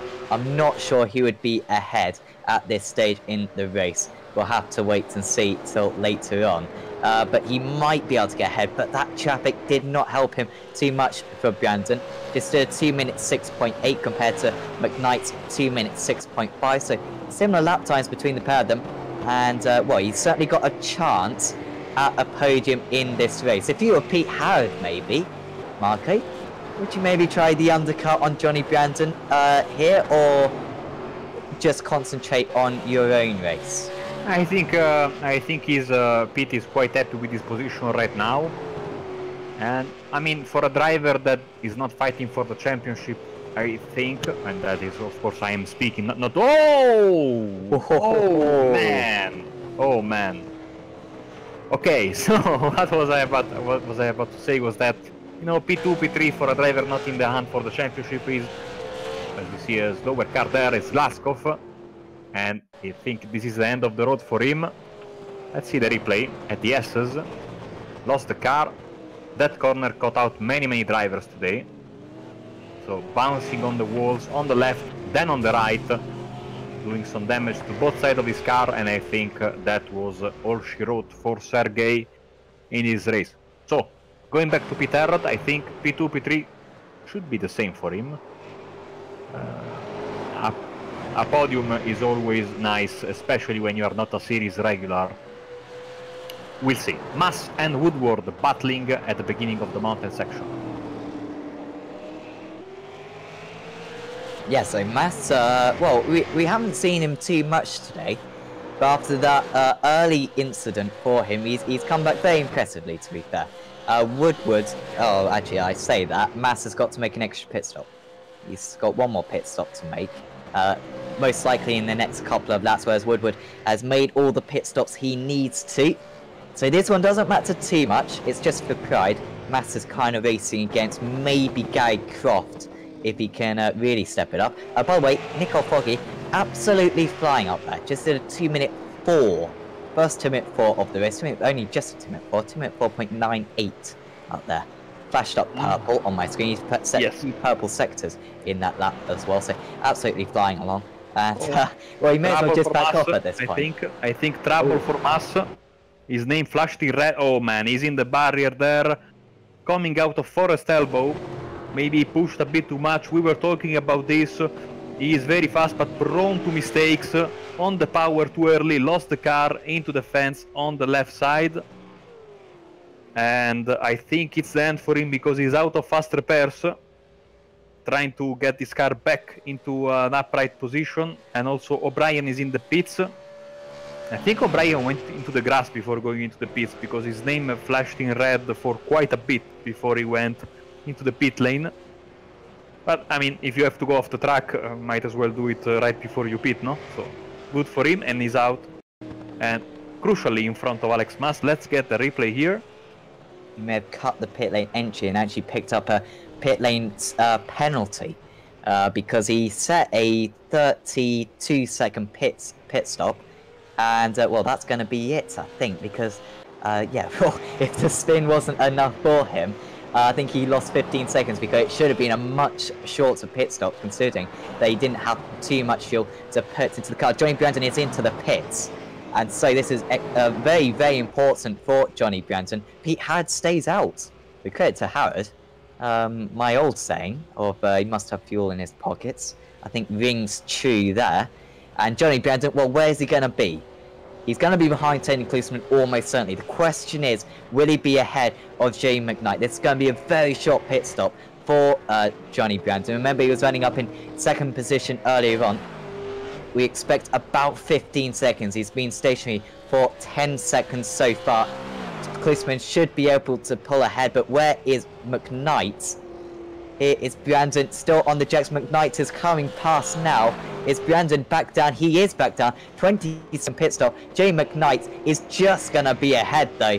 And if Brandon's going to get a podium, he's going to have to do it on circuit. Yes, he has the fresher tires, but he's in for a very, very tough task. These guys are not easy to pass in front of him, and there's not a long left because we have 8 laps remaining in this race. So Johnny Brandon not making life for himself very easy today. He still is, I think, comfortably in the lead for the title, in the title race. But this was not, I mean, not expected out of him, I'd say. I was expecting him to be sure driver for the podium. Oh well, the beauty of this series, I'd say, where everybody of the fast guys can win the race. And let's see him coming back on the track. Yes, look. Let's see. Once again, I think Sam Kumo picked up some cold tires shenanigans over the hill. Whoa, look at that, and Johnny was able to, Sam, come out of the throttle just a little bit that was needed to stabilize the car. Sign of a great driver. Yeah, that was pretty hairy, wasn't it? And it's one of those things where it's very easy just to forget, but it's worth keeping in your mind because once you get that snap, often it's too much to say, but Brandon there just about managed to cope with that little bit of a slide. Pete Harris, he's carried on for another lap. So, well, he's got fuel everywhere, seemingly, and he's managing to carry on that on the circuit. He's not too far ahead of Nicole Foggy, but it's nice to see him leading this race for Team Mad. A team who have got a few drivers in different series. I think they've got a car in DGFX as well. I don't know how they did in round 1. But a team who, yeah, of course, are very prominent in the BSR leagues in DGFX. And hopefully, maybe for Season 6 of the Euro V8s, will apply a couple of drivers as well. Hopefully, Pete's enjoyed his time here. He's been very competitive. And yeah, certainly one to watch out for in future rounds if he feels like turning up once again, which would be great to see. But you would expect him to be in on this lap, and you would expect him to stay behind Johnny Brandon. He's just dropped back actually from Jamie McKnight. We expected him to really start to harass the New Zealand driver, but at least from what I've seen on that outlap marker, he was just a little bit hairy and actually was pretty close to hitting a couple of walls and just locking up the tyres a couple of times. Once again, this is a test of his attitude. Is he going to go for the move on the driver ahead, or is he just going to stay put? Yeah, it's important first and foremost to not destroy the car, because there are still several cars in the running, and if you go into the wall, you finish P15 maybe, and that's a lot of points that you're going to lose. And you look at this battle here, Woodward, O'Brien, side by side, also with the lapped car, one of these SIA drivers. It's going to be very, very close, as O'Brien, once again, starting from the back, he had the top 5 pace. Harrod is in the pits. And, you know, in the first pit stop, I don't think he had any problem, Pete, coming out of the pits with cold tires. Hopefully he's not caught out by that same thing in the second stop. He was good in the first one, so no reason to doubt of his abilities. As he pulls into his pit stall. Up on the jacks, fuel, tire, very short stop, I imagine, this one. Since we are just a few laps away from the end of the race. Klusterman and Foggy have already went by, and I think also McKnight and Brandon are coming as well. Here they come. Harrod comes out of his pit stall. Oh, this is going to be close. Harrod is going to only be just side by side with Johnny Brandon. Is he going to be able to cover him off? I think Brandon's got the inside here. I don't think Harrod's going to be able to fend off his rival. And there goes Johnny Brandon. But boy, was that one close. Oh. He nearly got the pair of them with an incredible overcut there. But Pete Harrod, he's certainly in this battle, and he's not in the battle anymore. He's missed the wall, kinda, but from looking and so he might be able to claim a podium mark, he's got himself in a spin. Wow, he had a big moment over the crest and he had to do a little correction with the wheel, but then I think the cold tires caught him out in the braking zone and he locked the rears, I think, tried to save the car, and he was extremely lucky because usually when you go off in that part of the track you completely destroy your car. He was able to hit the wall very, very gently compared to the speed he was carrying at the entrance of the corner, and he I think, only lost contact with Johnny Brandon. That could have been a lot worse for Pete Harrod, and you know, it's all experience. He will be better next time. That was a very scary moment. He got extremely lucky, I think. Yeah, maybe just getting almost a little bit overexcited with the sight of a podium just ahead of him, and maybe a little bit frustrated as well, because of course he was only a couple of seconds away from at least provisionally taking third position. Right now, the driver holding third position is Jamie McKnight still, but Johnny Brandon is very close. Remember, McKnight second in the championship, Brandon first in the championship. I said earlier on how McKnight had to beat Brandon today if he was going to keep his championship hopes alive. Well, currently he's doing just that, but this is going to be a very long 6 laps for him if he's going to take home this podium, his first podium for a few rounds as well. Yeah, he's certainly got the machinery to do it despite having 6 lap older tyres. It's going to be a tasty battle between these two guys. Podium would be, of course, great for both of them. Brandon can be satisfied with P4, but I don't think he will. That's the champion mentality. Yes, getting points, P4 is good, but if you can gain one position, it's always, you know, time to go for it. And he's faster than McKnight, but McKnight is a tough driver to pass, like all of the fast guys in this series.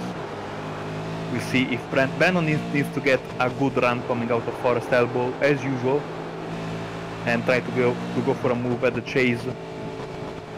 And that is his best chance, I think, because I think McKnight will be able to defend into Griffin Bend after Mountain Straight at the beginning of the lap. So that is when Johnny can go for his move, and they are leaving everything on the track.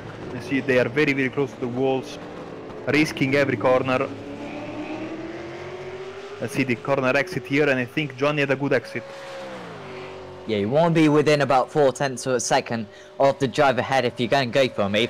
He was 0.4 of a second behind coming out of Forest Elbow, and you know what? He's really gaining some time down this straight. He should be okay into the kink here, is Jamie McKnight, but will Brandon be able to go for the inside into this next corner? He's not going to, though. McKnight seemingly very comfortable on the brakes, but a little bit wide maybe for the New Zealand driver.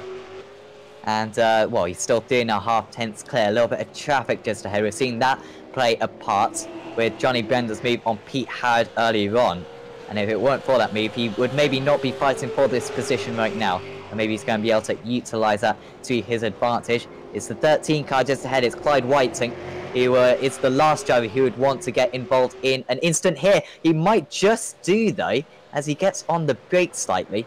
I don't think McKnight was too compromised by that, but the gap is very close. It's 1.5 tenths of a second as Brandon maybe looks to the outside. He's going to try to do a bit of a dummy, but McKnight was not going to budge from that inside line. Brandon sees an opportunity round the outside, but offline there, Mark. It was always going to be difficult to pull off. Yes, it's easy to see from the camera shots that we're having today that there's a lot of dirty stuff on the outside of the preferred racing line. So when you get there, it's always a bit tricky, and you risk losing the car, upsetting the balance, and ultimately, you know, at the best losing time, at the worst hitting the wall. So Johnny wasn't able to profit from his outside run there, and actually Jamie McKnight gaining back a little bit of time through the mountain section this time around. He was just able to build up that gap, wasn't he, with Brandon's slight, well, it wasn't an off, was it? But it was very nearly an off, and that was nearly an off as well, and it nearly again overheating those rear tyres there, Johnny Brandon. And, well, he does not want to throw away a few points. I think he's already used that fast repair as well. And that could have been very costly for Johnny Brandon. As Switzer is into the grass at the chase, so right in front of these guys. I think he lost the car coming out of the chase because that is the wall, the tire wall. And a spin and back onto the track, no damage to his car. Pit Arrod in P5 right now. Of course, if McKnight and Brandon fight extremely hard, he will profit from this. But as you can see, they have got quite a bit of gap over P5, of course, because that is because of Harrod's mistake when he came out of the pits on cold tires at Griffin Bend, lost the car, tapped the barrier. McKnight, Brandon, 0.8 of a second between them, so there is no chance for Johnny to try and go for a move this time around. Lap 39 out of 42, 4 laps remaining, Sam, in this race. This race literally went by in an instant, always great fun, and if Johnny is able to, you know, keep it cool and use his abilities and show his real pace, we are going to have once again a battle for P3. Yeah, being an absolutely superb duel between these two. Pete Howard was gaining an immense amount of time on these guys, but it's just had a bit of a poor sector, I think. Got to within about 7 seconds, I think, but 9.5 seconds behind again. It was going to be difficult for him to catch beforehand, but pretty much impossible for him now. Johnny Brandon just getting closer and closer. He needs to just line it up, try to get that move. And yeah, certainly the pace he's got on those fresher tyres could be enough to overwhelm him. They're only 8 seconds behind Tony Klusman and actually maintain the gap as McKnight almost goes into the wall. They're both struggling at this point in the race, and McKnight's really struggling here because he's a long way offline, and this is a great opportunity now for Johnny Brandon. He's similar distance back to where he was a couple of laps ago, where he was as close as he's been. McKnight not really swerving too much, not trying to break the toe. He knows he wants the inside line into the kink. Maybe he doesn't. Brandon getting closer and closer. He's not going to be able to stick his nose on the inside. He might be able to stick his nose on the inside into this one. He just doesn't have the confidence on the brakes. And whilst Jamie McKnight was a bit hairy there, he had enough time just to stay ahead. But both of these guys right now, Marco, they're all over the place down the hill. Yes. Previous lap was Johnny's time, this time is McKnight's time to risk at the same spot, by the way, destroying their respective race car. They both live to tell the tale. This is good for us, of course, because this battle is far from over. Lap 40 of 42. And look at that, because 0.3 of a second, and Brandon quite clearly in McKnight's draft. You see the gap on the bottom right of your screen going down as the corner approaches. Defending on the inside is McKnight. This is very risky for Brandon. Well, is Brandon going to be able to make the move? No, he's not. He gave that to McKnight, but oh my goodness, I thought the two championship leaders there were going to have an almighty crash. Wow, I have to catch my breath for a little second there, because that was so close to disaster for both of these guys. Let's see the replay from Johnny's on board. He loses the car, taps McKnight. Once again, they are extremely lucky. And, you know, it's now the second time for both of these guys that they've risked crashing. Like they say, third time's the charm. Hopefully not, because that would be a disaster for these two. Wow, what a great battle between these two guys, Sam. Yeah, and of course, you know, sorry, great sportsmanship from Johnny to, you know, lift and give the position back. That is great sportsmanship, and, you know, the mark of a true champion. Yeah, absolutely. And to be fair to Johnny, if he'd taken that position, it wouldn't be the worst thing in the world, because McKnight was a little bit moving about in the braking zone. He came across slightly to the left, and to be fair, I think he kind of had that right, because Johnny wasn't looking, and so he was going for a move. So Johnny could have quite happily have had that one, but no, he stayed behind. And well, all these kind of near opportunities, well, they're compromising his runs coming out of Forest Elbow. And once again, that time, nowhere near close enough for a move. They've only got 2 more laps to go here, and Jamie McKnight has got an 0.8 of a second gap. You just wonder, though, where would Pete Howard be if it weren't for that mistake earlier on? Because he could have really profited from this battle, but instead he's 8 seconds behind, and it's looking very good at the moment for Jamie McKnight to take home that 3rd position still.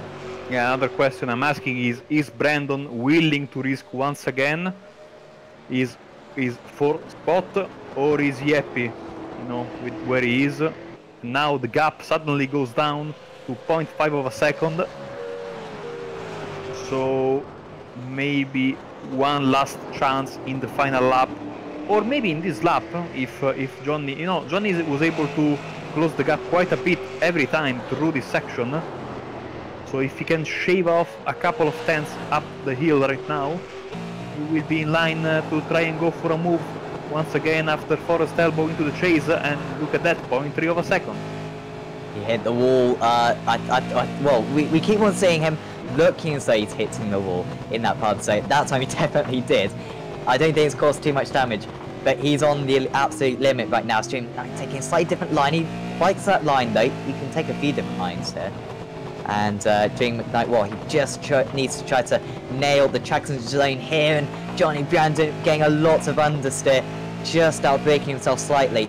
And where he's been as close as to about 0.4 of a second, instead he's 0.6 of a second behind here. He's going to be nowhere near close enough for a move into this downhill section.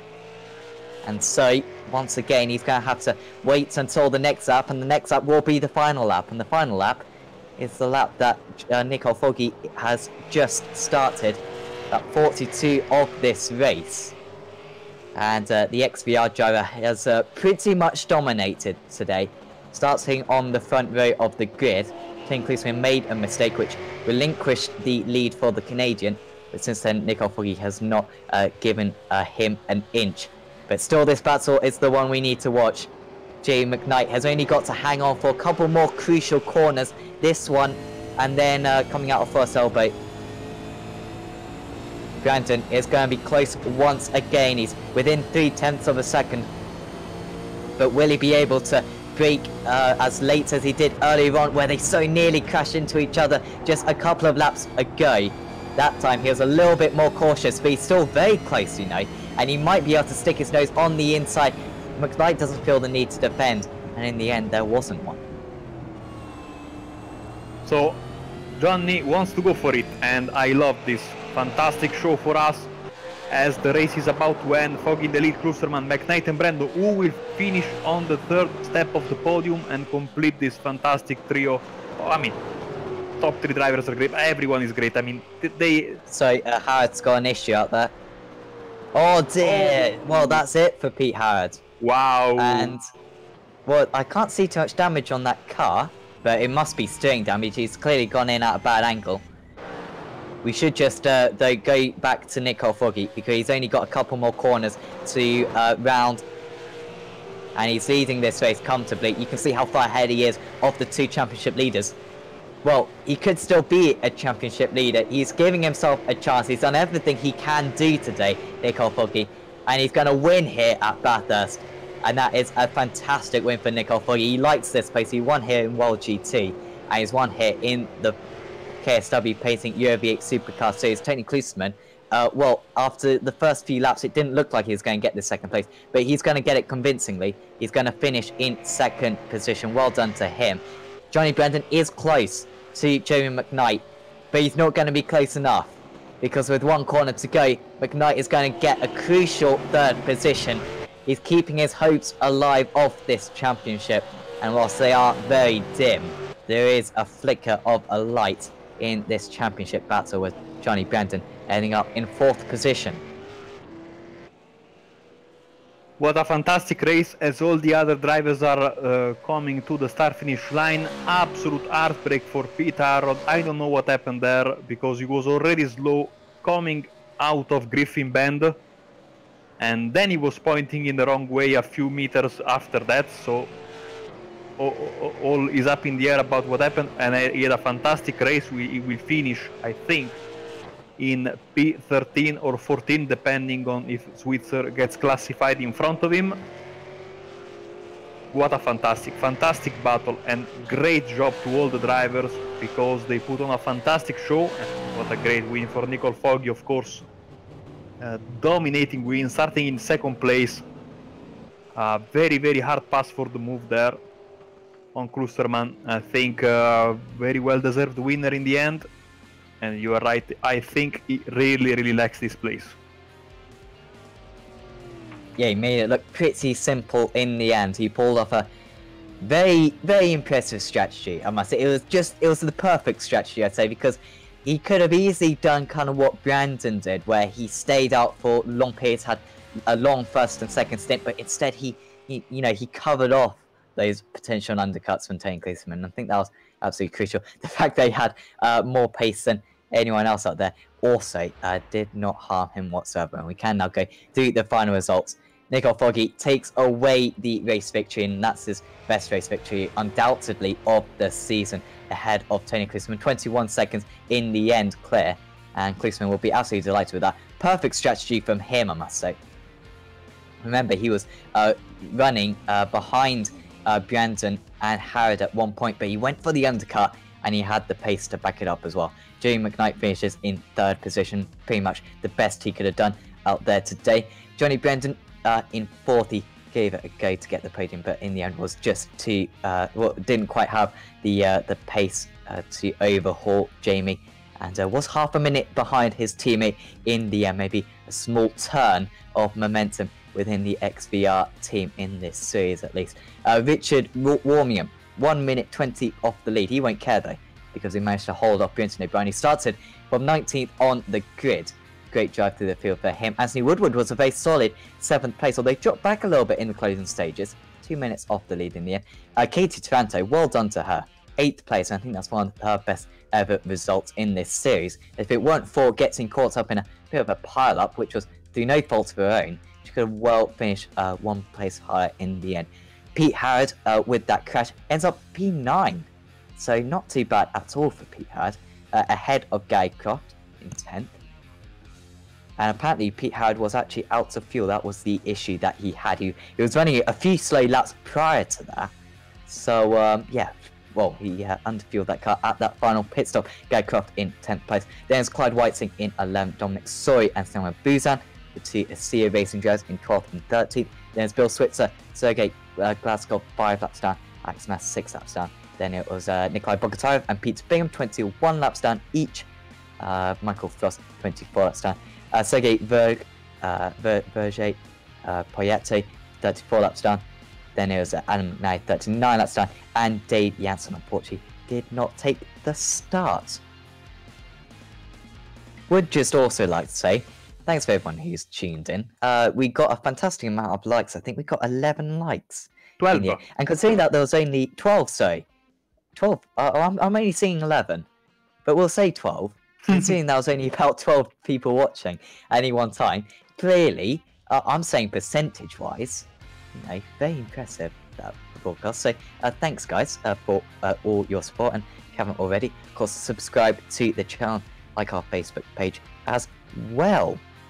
I've got a couple of interviews, and well, I think first up we should really have an interview with Nicole Foggy. And Nicole, in the end, a very impressive race victory. It was relatively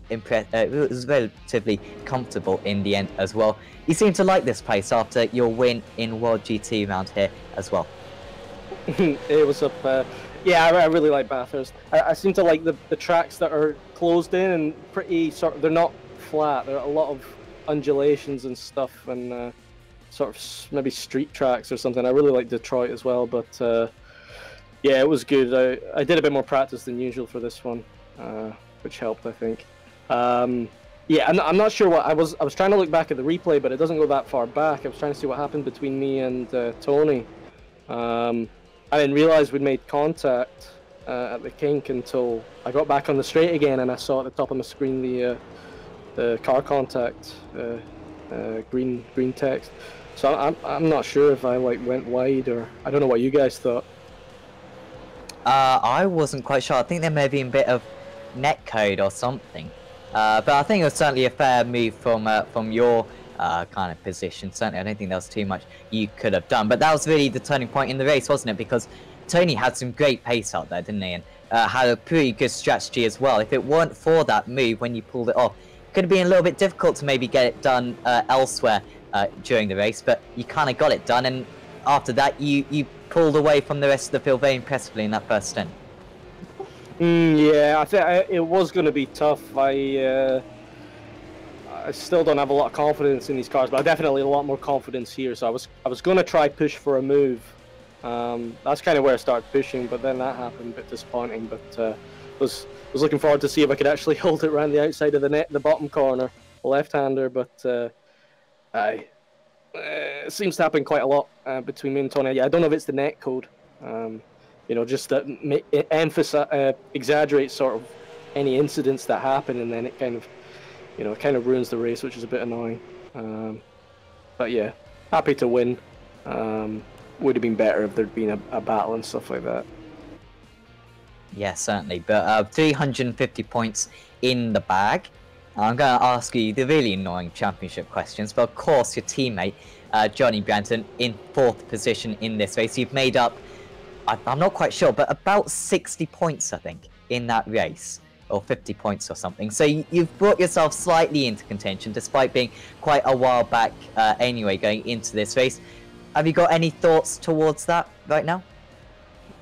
Well, I'm not. What's the distance between the point difference between Johnny in 2nd place and 3rd place? I haven't looked at the stats for a while. I'm not sure, to be honest. I'm just. I think it's kind of close anyway. Or maybe Johnny will have lost a few points this time, and I think Jamie was in 2nd. I think there was still a little bit of a gap. Maybe, well, I might be wrong. Maybe about 100 points. So yeah, maybe Jamie will close the gap a little bit. Tony as well. I'm not sure how far behind he was. Maybe he'll close the gap as well. So yeah, I don't think I'll make enough points to be in contention again. But it's fun, you know, still trying to do well in these cars because they're so fun to drive, and I'm looking forward to getting a few more battles out of them now that I'm a bit more confident. You know, go for some moves without hopefully destroying the other driver. But yeah, they're fun to drive anyway. So I look forward to more of these races. Yeah, absolutely. And a little word for XVR as well. Are there any championships that you guys are looking to compete in? Of course, World GT will be certain for you, but yeah, any other championships that the team is hoping to enter? Not at the moment, I don't think. Johnny's going to be racing with V Racer with me and some other people in the Kias, so he's going to try the Kias out. I'm not sure if the other guys in XVR are going to try the Kias. Not sure how interested they are in it. But Johnny's also doing Scops at the moment. He's got that race tomorrow. He's been putting a bit of practice in for that. So maybe that's why he didn't do quite as well as usual tonight. A bit down on pace. Well, I was faster than him, so that's a bit of a difference. I think he's normally a bit faster than me. So yeah. Other than that, yeah, I don't think there is many other ones at the moment. I'm just kind of trying to maybe do a bit of GTE racing. I've not done that much, at least compared to the GT3. Much more comfortable in GT3, so I'm gonna have to get used to the GTE if I'm gonna do any good in the WGTC next season. Yeah, we certainly look forward to that in January. I think that starts. And yeah, before we let you go, anyone you'd like to thank? Just thanks to you guys for all you do as usual. Great job. And yeah, thanks to XVR for racing with them, and yeah, unlucky to Tony tonight as well, as I said already. So yeah, that's it. So. Thanks, Nicole, and well done out there, and we will see you soon on Apex Racing TV. Okay, thanks very much. See you guys soon. Next up, we do have second place driver, Tony Kloosterman. And Tony, we just got a word from Nicole in terms of that move. Just take us through from your perspective that overtake on the opening few laps.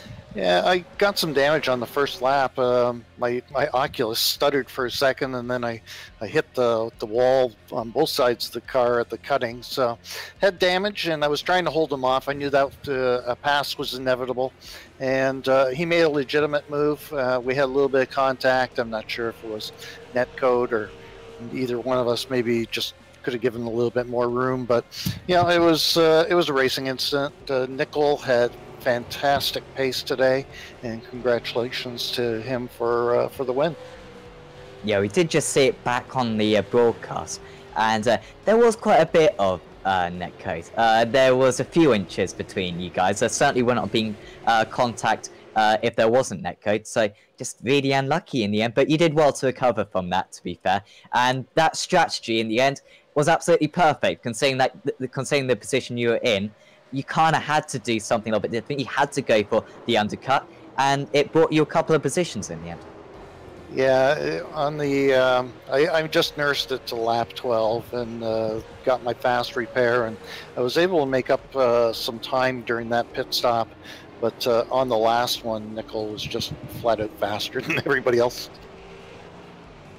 Yeah, he was pretty rapid out there. And next week we've got, sorry, in 2 weeks' time, we've got Sebring.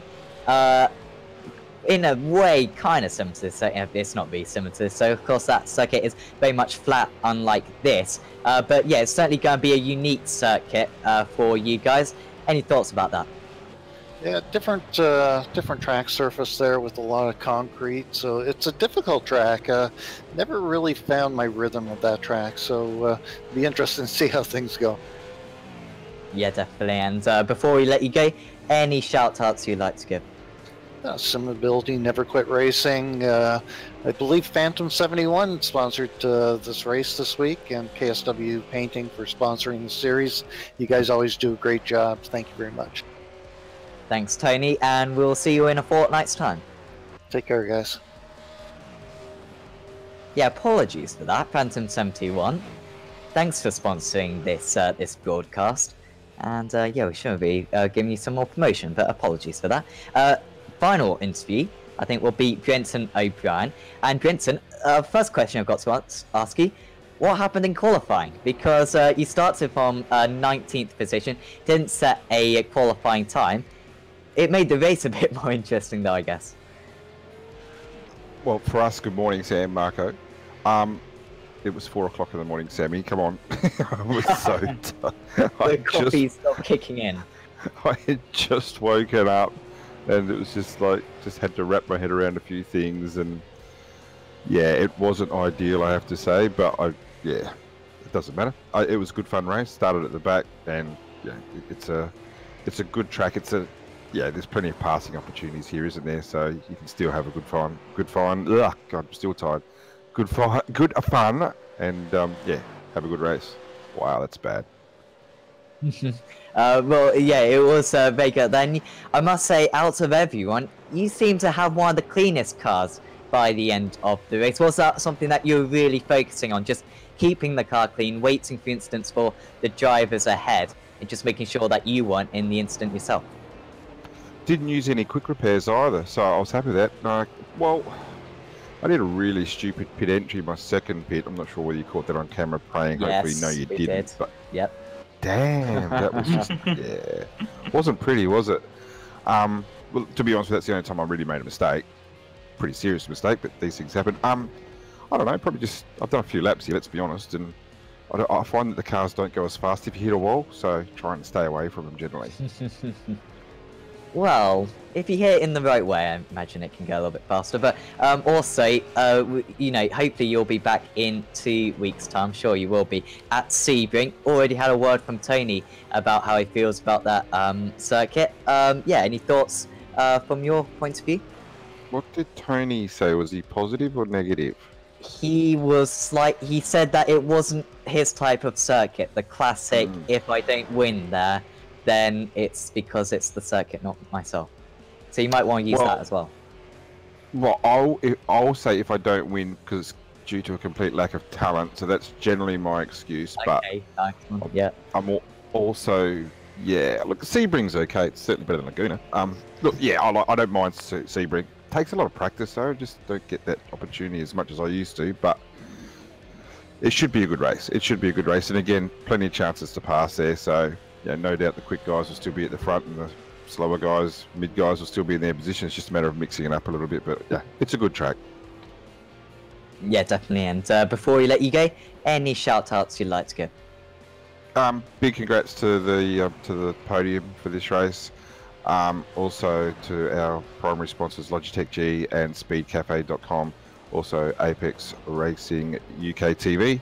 You guys do a great job, and yeah, just everyone who competes in the series. Yeah, good to see. Thanks, Benton, and well, thanks for waking up this morning, and we'll see you in a couple of weeks' time. Not so sure. Cheers, Sam. Bye. See you later. Yeah. So, I think that pretty much wraps us up, Marco, but that race gave us all we wanted, and a lot more. It was great to see all the top drivers there, putting in, I think, really good performances. It's sometimes with those races, you know, you kind of get 5 or 6 quick guys going in, but a couple of them get involved in incidents early on. They were pretty much faultless out there, and it really does show the quality of the drivers when, on such a difficult circuit, they can be on the edge like that, racing each other side by side for, you know, 1.5 hours or whatever, and there was pretty much no mistakes out there, at least from the top guys, and very few mistakes from everyone else as well. I absolutely agree with you. Today was a day that showed the quality of this championship.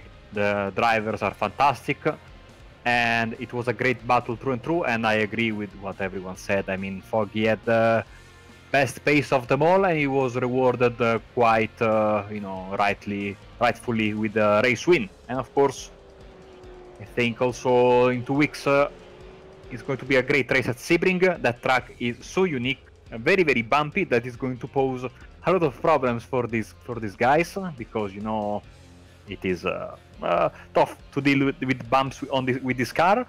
And every corner there has a little bit of banking, even though it's not very noticeable, but with a laser scan you notice it. So sometimes going around the outside will be the better line, especially if you make a move that will help passing, of course. Not that these guys need help with overtakes. And yeah, I'm a bit sad that the season is almost over, but still 2 rounds left. We're going to have a lot of fun together. Yes, absolutely. And of course we'll have the Christmas special as well. Yes. 1 week after the final round. It might be 2 weeks after, I'm not quite sure. But that'll be really good. I think that's at Watkins Glen. Yes, it is. So yeah, that will be awesome. Along with the final 2 rounds. And of course we've still got the championship to decide. And with Joey Brandon losing points to his 3 main championship rivals, Foggy, Fisherman and Jay McKnight, of course. Still the championship. Still very much alive. And yeah, so tune in 2 weeks' time at Sebring, and then of course 2 weeks after that will be the final round of the championship, the Super Sprint at Brands Hatch Indy. But thanks for tuning in, everyone, and yeah, we will be back, I guess, on tomorrow. Yes, with the BSR Porsche Immortal Cup. And also later on in the week, we've also got the BSR TC on Thursday, the BSR Masters as well on Tuesday, and the iRacing Le Mans Series on Wednesday. But for now, from me, from Mark, and from Sam, we'll say goodbye, and we'll see you next time.